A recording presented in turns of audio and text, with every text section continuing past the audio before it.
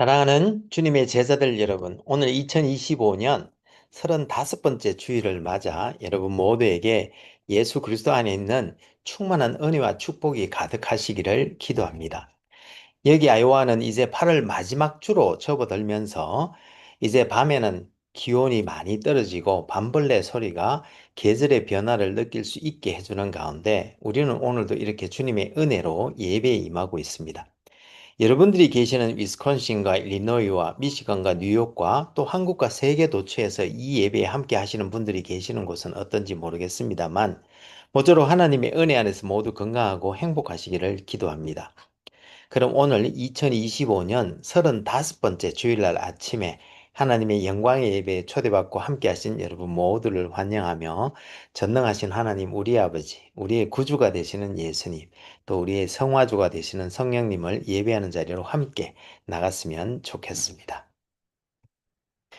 너희가 세례로 그리스도와 함께 장사되고 또 죽은 자들 가운데서 그를 일으키신 하나님의 역사를 믿음으로 말미암아 그 안에서 함께 일으키심을 받았느니라. 여호와 하나님께서 예수 그리스도를 통하여 성령 안에서 그의 공의와 사랑으로 온 하늘과 땅을 영원히 통치하시는도다. 하늘의 천군들과 온 땅의 인생들아 하나님 아버지를 찬송할지로다. 우리가 그를 힘입어 살며 기동하며 존재하기 때문임이니라. 같이 기도하심으로 주님 은혜의 보좌 앞으로 나가시겠습니다. 거룩하신 하나님 아버지, 오늘 2025년 35번째 주일날 아침에 우리로 하나님의 백성이 되게 하시고 세례를 통하여 우리가 주님과 함께 죽고 또 새 사람으로 일어나게 하시니 감사와 찬송을 올려드립니다.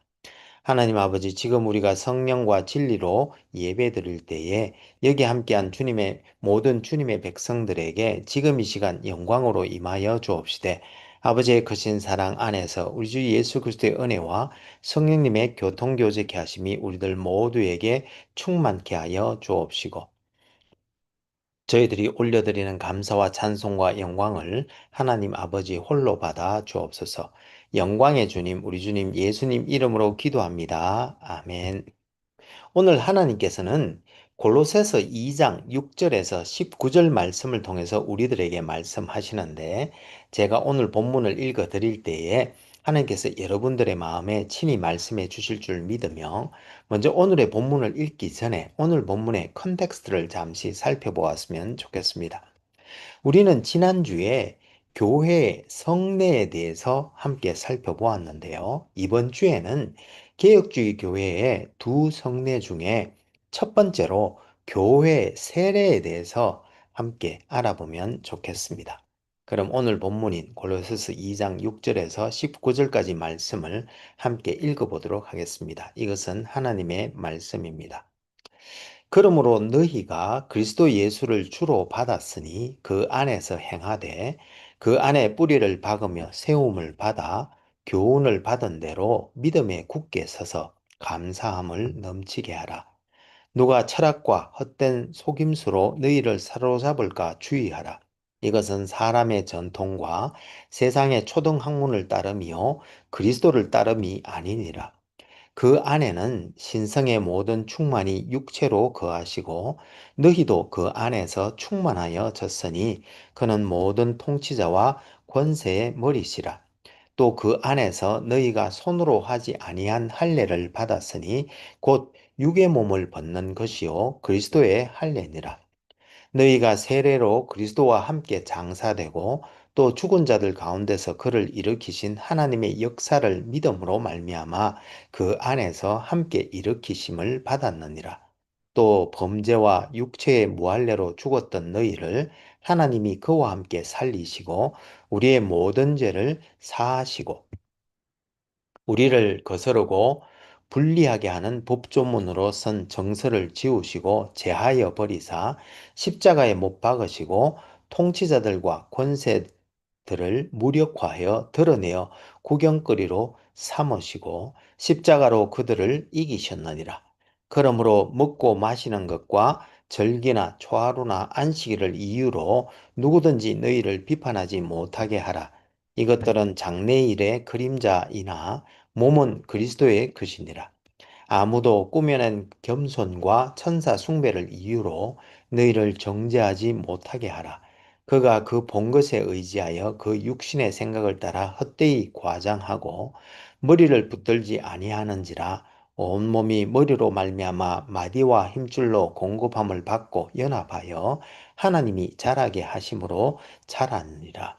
이것은 하나님의 말씀입니다. 다 같이 감사합니다, 하나님. 잠시 기도하시겠습니다. 오 주님, 지금 이 시간 하나님의 말씀을 듣기를 원합니다. 하늘의 지혜와 진리의 말씀을 들을 때에 성령의 조명하심으로 우리의 마음을 여시고 말씀을 깨닫게 하여 주옵시되 주님의 생명의 말씀에 순종하는 은혜를 다하여 주옵소서. 성령을 보내주신 우리 주님 예수님 이름으로 기도합니다. 아멘. 오늘 2025년 35번째 주일날 아침에 여기 함께 해주신 모든 분들에게 우리 주 예수 그리스도의 은혜와 우리 아버지 하나님의 크신 사랑과 또 성령님의 교통교주케 하심이 충만하시기를 기도합니다. 여러분, 오늘은 주선태라는 분이 지은 아름다운 시작이란 책에 나오는 이야기를 하나 소개해 드리고자 합니다. 이 책은 나이 40을 앞둔 한 현직 대학 교수인 주선태라는 사람이 하나님을 처음 영접하는 과정을 그리고 있는데요. 그런데 그 과정이 예사롭지 않게 표현되어 있습니다. 어린아이처럼 하나님께 어리광도 한번 부려보고 맞짱도 한번 신청해 보는 이야기가 나와 있고요. 또 무속신앙을 숭배했던 어머니와 우상숭배를 금지하는 하나님 사이에서 갈등을 겪기도 합니다. 또 더욱이 자신이 처음 신앙생활을 시작한 교회에서 세례를 받는 장면에서는 우리들의 눈시울을 적시기도 하는데요. 오늘 이야기는 그가 세례를 받은 감회를 적어 놓은 것입니다. 그는 어제 드디어 기다리던 세례를 받았습니다. 한마디로 완전히 망가진 세례식이었습니다. 세례식 때 많은 사람이 눈물을 흘린다고 홍 집사님이 말했을 때 나는 안 그럴 거라고 말한 것이 너무 부끄러웠습니다. 세례를 받는 그 좋은 날 왜 우냐고. 그런데 내가 그렇게 심하게 망가질 줄은 정말 몰랐습니다. 나는 원래 마이크 체질로 통했습니다. 학창 시절에는 운동장에 모인 학우들이 내 한마디에 웃고 내 한마디에 감동받곤 했습니다. 세례받기 전날 밤 나는 5분에 맞춘 간정을 서너 번 읽고 연습했고 한국에 전화를 해서는 아내에게 들려주기도 했습니다.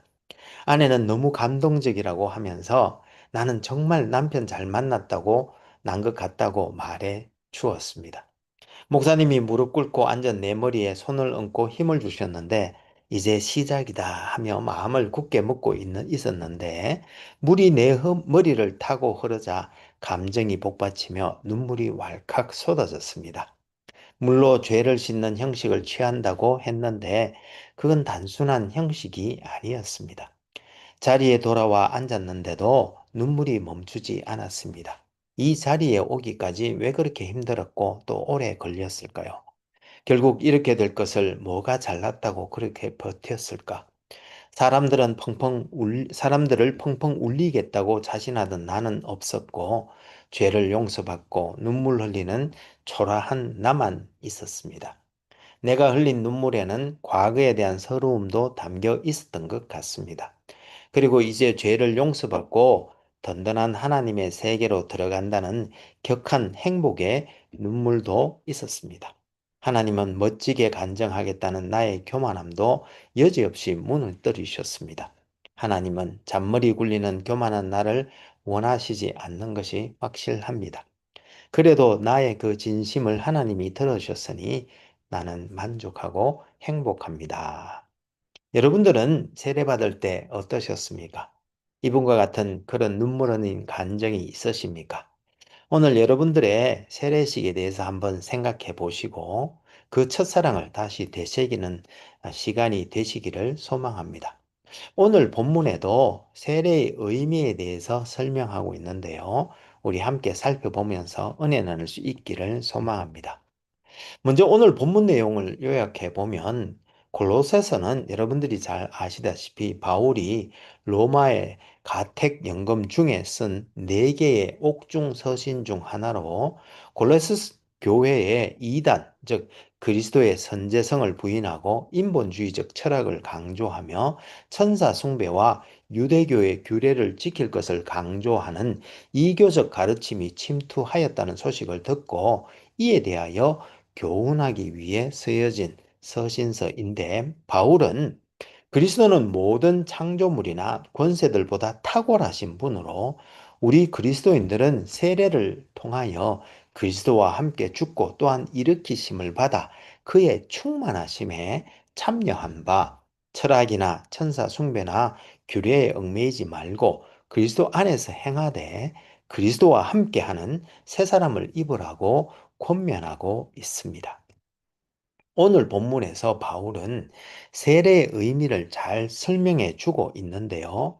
우리의 구원이 그리스도의 대속 죽음과 부활로 말미암은 의를 전가받아 칭의함을 받고 하나님과 화목을 이루어 그의 자녀이자 그의 거룩한 백성이 되어 거룩하게 살아가는 것인데, 이 은혜는 성령이 말씀을 통하여 우리를 그리스도와 연합하게 하심으로 말미암는 은혜인 것입니다. 오늘 본문에서 이러한 죄의 용서 혹은 죄의 씻음을 그리스도의 할례라고 하면서 우리는 이를 통하여 그리스도와 함께 장사되었고 또한 그와 함께 일으키심을 받았다고 말하면서, 이러한 그리스도의 할례의 은혜에 대한 신약의 표징이 바로 세례라고 말씀하고 있는 것입니다. 즉 우리가 세례 시에 물에 잠기거나 혹은 물을 뿌리는 것은 우리가 죄 씻음을 받았다는 표시이며, 또한 우리가 물에 잠겼다가 다시 일어나는 것은 성령께서 말씀을 통하여 우리의 옛사람이 죽고 새 사람이 된 것을 보여주며, 또한 이 예식을 통하여 우리가 교회의 일원, 즉 하나님의 백성이 되었다는 것을 보정해주는 성례인데, 하나님께서는 이와 같은 성례를 통하여 말씀과 성령 안에서 일어난 일들을 우리가 이해할 수 있게 해 주시고, 또한 우리가 믿음에 더욱 굳게 서서 성장해 나갈 수 있도록 해 주시는 것입니다. 그러므로 이러한 은혜를 입은 우리는 세상 어떤 철학과 종교와 의식보다 탁월하신 그리스도 안에서 행해야 함을 말하고 있는데요. 여기서 그리스도 안에서 행한다는 말은 1장 10절에 나오는 말씀처럼 그리스도에 합당한 생활을 한다, 혹은 그리스도의 주권을 인정하면서 그분에게서 배우며 그에게 순종하며 살아간다, 혹은 그리스도를 주님으로 영접한 것의 외적 표현으로서 그분의 임재가 삶의 모든 영역을 고무하고 또한 우리를 빚어가도록 하는 그런 삶을 살아간다라는 것을 의미하는 것입니다. 이와 같은 교회의 세례에 대하여 별직고백서 제34조에서는 우리는 율법을 완성시키신 예수 그리스도께서 자기의 피를 흘림으로써 사람들이 그들의 죄의 보상으로 삼을 수 있었던 혹은 삼으려던 모든 피 흘림을 대신하여 완성하신 것을 믿고 고백합니다. 그리고 그는 피로서 행한 할례를 철폐하시고 그 대신 세례의 성례전을 제정하셨는데, 세례를 통하여 우리가 하나님의 교회에 용납되고 다른 모든 사람들과 타 종교들로부터 떨어져 나와 전적으로 그에게 속하게 되었다는 표지와 표징을 지니게 되는데, 이 세례는 하나님께서는 은혜로운 우리의 아버지이시자 영원한 우리의 하나님이 되심에 대한 증거가 되는 것입니다. 그러므로 그리스도는 자기에게 속한 모든 사람이 성부와 성자와 성령의 이름으로 깨끗한 물로 세례를 받을 것을 명하셨던 것입니다. 이러한 세례가 우리에게 상징하여 주는 것은 마치 물이 세례받는 사람의 몸에 뿌려질 때 몸의 때가 씻겨 없어지듯이 성령의 힘으로 그리스도의 피가 세례받는 사람의 영혼에 내적으로 뿌려져서 죄를 씻어 영혼을 정결하게 하고 우리를 진노의 자식들로부터 변하여 하나님의 자녀들이 되게 중생시키는 것인데, 이는 물질적인 물의 힘이 아니라 다만 하나님의 아들의 고귀한 피를 뿌림으로 말미암는 것인데, 이는 그리스도께서는 우리의 홍해가 되셔서 우리가 이 홍해를 통과함으로 악마를 상징하는 바로 왕의 폭거를 피하여 가나안의 영적인 땅에 들어가는 것을 의미하는 것입니다. 그러므로 이 성례의 사역에 대해서는 교육자들은 성례, 즉 외적으로 보이는 것을 베풀지만, 그러나 우리 주님께서는 이 세례의식을 통하여 여러 가지 보이지 않는 선물과 은혜를 주시는데, 즉 죄 씻음과 정화, 그리고 우리 영혼의 더러움과 불의를 제기해 주시고 우리의 영혼을 새롭게 하셔서 모든 위로로 채워주시며, 또한 하나님 아버지의 선하심에 대한 참된 확신을 가지게 하실 뿐만 아니라 우리가 옛사람과 함께 옛사람의 모든 행위를 벗고 새사람을 입혀주시는 것입니다고 하면서 이어서, 그러므로 우리는 영생을 얻기를 간절히 바라는 사람은 이 세례를 단 한 번 받되 같은 세례를 되풀이하지 말아야 한다고 믿는데, 이는 우리가 두 번 중생할 수 없기 때문이며, 또한 이 세례는 우리에게 물을 뿌리고 우리가 그것을 받을 때만이 아니라 우리의 전 생애를 통해 효과를 나타낸다고 믿기 때문입니다. 따라서 우리는 제세례파의 과오를 배격하는데, 왜냐하면 그들이 전에 받은 단 한 번의 세례에 만족하지 않으며, 또한 신자들의 유아들에 대한 유아 세례를 정죄하기 때문입니다. 그러나 우리는 이전에 이스라엘의 어린아이들이 우리의 아이들에게 주신 것 같은 약속을 할례를 통하여 받았듯이, 우리의 아이들 또한 유아 세례를 받아 언약의 상징으로서 세례를 받고 인침을 받음을 믿으며, 또 사실 그리스도께서는 장년들과 마찬가지로 신자들의 어린아이들의 죄 씻음을 위해서도 피를 흘리셨음을 믿기 때문입니다. 그러므로 하나님께서 아이들이 출생한 직후 그들을 위하여 어린 양을 제물로 바치라고 율법에서 명령하셨듯, 우리들의 유아들도 그리스도의 고난과 죽음으로 말미암는 성례전을 받음으로 그들을 깨끗하게 하신 그리스도의 사역에 대한 상징인 그리스도의 성례를 받아야 하며, 이는 이스라엘 백성들의 유아들에게 행한 할례는 우리 아이들에게 행한 세례와 같기 때문인데, 그래서 바울은 세례를 그리스도의 할례라고 불렀던 것입니다 라고 고백하고 있습니다.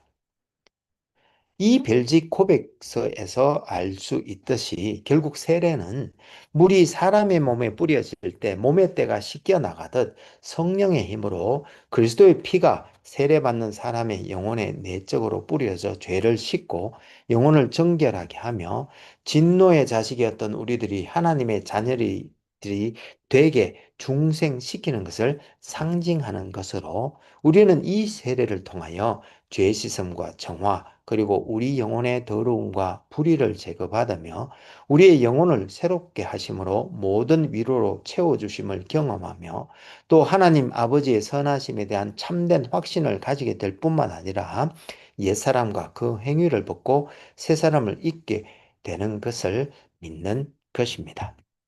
이런 세례에 대하여 다양한 견해가 있는데요. 장대선이 쓴 프랑스 신앙 고백 해설의 세례에 대한 해설을 보면, 세례에서 어디에 비중을 두는가에 따라 크게 세 가지 견해가 있다고 말하고 있습니다. 즉, 첫째는 로마 카톨릭의 견해로 세례는 구원과 의화, 즉 칭의에 필수한 것으로, 실제로 세례를 통하여 죄가 용서되기 때문에 세례를 받지 않으면 구원이 없다고 믿는 바, 세례 그 자체를 통하여 죄사함의 은혜가 부여된다고 보는 견해입니다.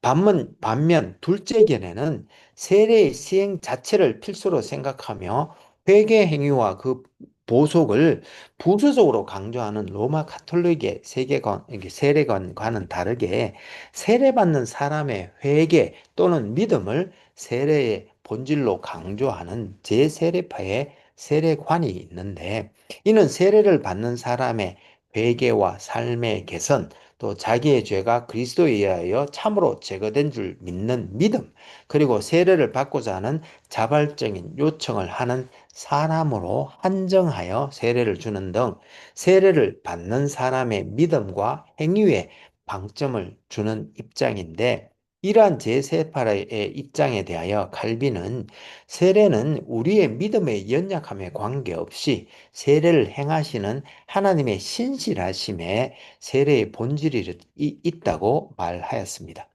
따라서 세 번째 관점은 이와 같은 칼빈의 관점으로 기본적으로 세례식 그 자체의 비중을 두는 로마 가톨릭 견해와 같지 않고, 또 신자의 믿음에 중점을 두는 제세례파의 견해와도 달리 하나님의 약속과 그리스도의 죽으심의 효과에 중점을 두고 있는데, 칼빈은 우리가 그리스도에게 접붙임을 받아 하나님의 한 자녀로 인정되기 위해서 교회라는 공동체에 가입되는 인문의 표징을 세례라고 한다는 세례에 대한 기본적인 이해와 더불어 우리의 믿음이 세례에서 받는 유익은 우리가 그리스도의 죽음과 생명에 접붙임이 될 뿐만 아니라 그리스도 자신과 밀접하게 연합되어 그의 모든 축복을 나누게 된다는 확실한 증거이다라는 이해의 바탕을 두고 있습니다.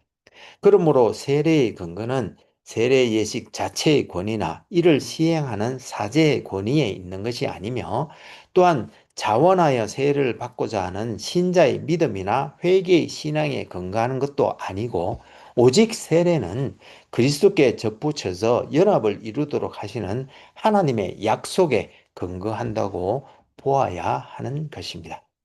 그런데 이런 세례에 대한 다양한 견해들은 결국 유아 세례에 대한 입장도 달리하게 만드는데요. 무슨 말인가 하면, 세례에 있어서 세례를 받는 사람의 회개와 믿음을 중시하는 입장을 가진 교단에서는 유아들은 스스로 믿음을 가질 수도 없고 또한 회개도 할 수 없기에 세례를 베풀지 않거나, 혹은 부모가 유아를 하나님께 바치는 헌화식을 거행하는데, 이런 교단들에서는 결국 아이들이 자라나 성인이 되었을 때 본인의 생각과 의지로 세례를 받도록 하고 있는 것입니다. 반면 유아 세례를 주는 교단도 있는데, 저희 북미 개혁주의 교회나 장로교단이 이에 해당합니다. 우리 교단에서는 유아세를 베푸는 이유는, 세례는 인간 편에서 자기의 믿음을 표현하는 그런 예식이라기보다는 하나님 편에서 그의 세례받는 사람이 그의 백성임을 온 세상에 선포하는 그러한 성례로 보기 때문인데, 이스라엘 백성들에게 아이가 태어난 지 8일째가 되면 할례를 행하라고 말씀하신 것처럼, 언약 백성이 된 하나님의 백성들의 아이들 또한 이에 근거하여 유아 세례를 베푸는 것입니다. 즉, 세례를 언약의 배경 하에서 이해하기에 유아 세례를 베푸는 것입니다. 따라서 이러한 세례의 의미와 다양한 여러 가지 견해를 바탕으로 세례에 대한 몇 가지 중요한 질문들에 답해 볼 수 있게 있는데요. 첫째로, 여러분, 세례가 은혜의 통로일까요? 아니면 은혜의 수단일까요? 예, 가톨릭에서는 세례는 은혜의 통로로, 세례를 통하여 실제적으로 원죄를 제거받을 수 있다고 가르치고 있습니다. 그러나 저희 개혁주의 교회에서는 세례는 은혜의 통로라기보다는 은혜의 수단으로 보고 있습니다. 즉, 복음의 말씀을 통한 외적 부르심과 성령의 중생의 역사와 또한 믿음을 일으키심과 또 칭의의 시점은 세례와 동일 시점일 수도 있지만, 세례 시점과 다른 시점에 일어날 수 있습니다. 즉, 세례 이전에 일어날 수도 있고 또는 세례 이후에도 일어날 수 있다고 보는데, 이 세례를 우리는 중생과 칭의에 대한 표징으로, 우리가 이런 보이지 않는 은혜를 보이는 표정으로 나타내어 주심으로 우리가 구원의 은혜를 이해하고 감사할 수 있게 하시며, 또한 믿음에서 자라나게 하는 은혜의 수단으로 보는 것입니다. 그러면 두 번째로, 세례를 받지 못하면 구원을 받을 수 없을까요? 여러분, 어떻게 생각하십니까? 성경에는 세례를 받지 않고도 구원을 받았음을 알 수 있는 사건도 있는데요. 예를 들면 골고다 언덕의 십자가에서 주님 옆에서 예수여 당신의 나라에 임하실 때에 나를 기억하소서라고 말했던 강도의 경우 주님께서는 내가 진실로 너에게 이르노니 오늘 너가 나와 함께 낙원에 있으리라고 말씀하시므로 세례를 받지 않고도 구원받은 사람이 있음을 알 수 있습니다. 그러면 마지막 세 번째 질문으로 어떤 교단은 꼭 침례를 받아야 한다고 주장하는데 여러분 침례를 꼭 받아야 하는 것일까요? 교회사를 보면 실제적으로 12세기까지는 보편적으로 침례를 행하였습니다. 그런데 그 이후 이제 머리에 물을 적시거나 뿌리는 방식으로 발전하였음을 알 수 있는데요. 그 이유로는 첫 번째로 병자와 유아를 침수시키기 어려워서 이런 방식이 생기기 시작했다는 설도 있고 또 12세기 당시는 십자군 전쟁이 한창이었던 시기로 십자군을 모집함에 있어 일일이 침례를 주기 어려워서 약식 세례를 주기 시작했다는 설이 있는데 뭐 제 생각에는 후자가 좀 더 설득력이 있는 것으로 보입니다만 하지만 여전히 침례를 선호하는 교회도 있는 것이 사실입니다. 아무래도 물속에 푹 잠겼다가 다시 일어나는 그런 침례를 받는 것이 아마 세례자의 입장에서 보면 더 기억에 깊이 각인되는 은혜가 있기 때문이지 않을까 생각해 봅니다. 사랑하는 여러분, 이와 같이 우리가 세례를 통하여 인치심과 보증을 받은 우리의 구원은 우리가 그리스도와 연합하여 그 안에서 행하도록 하는데 이는 우리가 그리스도의 죽음과 함께 죄에 대하여 죽고 또 그리스도를 죽은 자 가운데서 살리신 것 같이 또한 새 생명 가운데서 행하게 하려 하심이라는 말씀처럼 이는 우리가 이렇게 그리스도 안에서 새 생명 가운데 행할 때에 하나님께서는 우리로 자라나게 하심으로 우리 안에 그리스도의 형상을 이루시기 때문입니다. 그러므로 기도하옵기는 올 한 해 우리들 모두 이 세례의 은혜를 통하여 그리스도에게까지 자라나는 우리 모두가 될 수 있기를 소망합니다. 그럼 같이 기도하시면 좋겠습니다.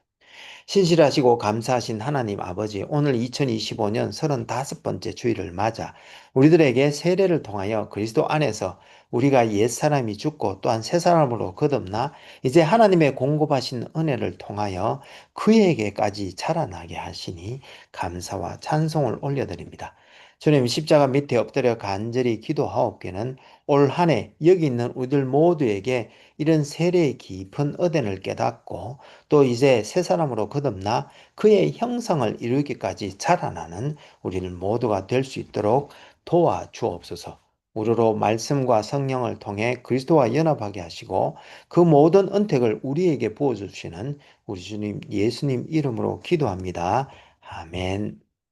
이제는 우리 주 예수 그리스도의 은혜가 매일매일 우리를 새롭게 하며 우리 여호와 하나님의 크신 사랑이 우리로 하여금 형제자매와 이웃을 품고 사랑으로 섬기게 하되 성령님의 권능 주심과 교통 교제케 하심을 통하여 선한 일에 더욱 열심을 낼 때에 우리가 다음에 다시 만나는 그날까지 우리들 모두가 주님 안에서 행함으로 주께서 이루신 모든 은택을 누림으로 그에게까지 자라나는 우리 모두가 될 수 있기를 간절히 축원하옵나이다.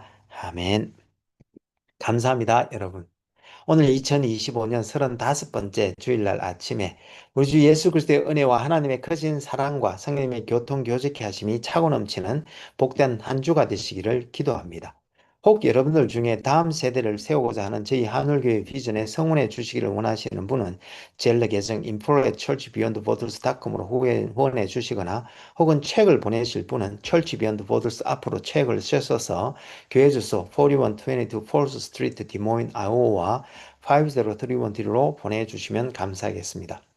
그리고 한 가지 광고가 있는데요. 다음 주에는 성례 중에 우리 성찬에 대해서 함께 알아보면서 그 이후에 우리가 성찬식을 거행할 건데 혹 지역별로 모이는 사람의 수에 따라서 포도 주스와 빵을 준비하셨다가 제가 이 베푸는 성찬식에 같이 참여하여 은혜 나눌 수 있으면 좋겠습니다. 그럼 다음 주에 다시 은혜로 만나 뵙겠습니다. 사랑합니다. 감사합니다. 축복합니다. 바이.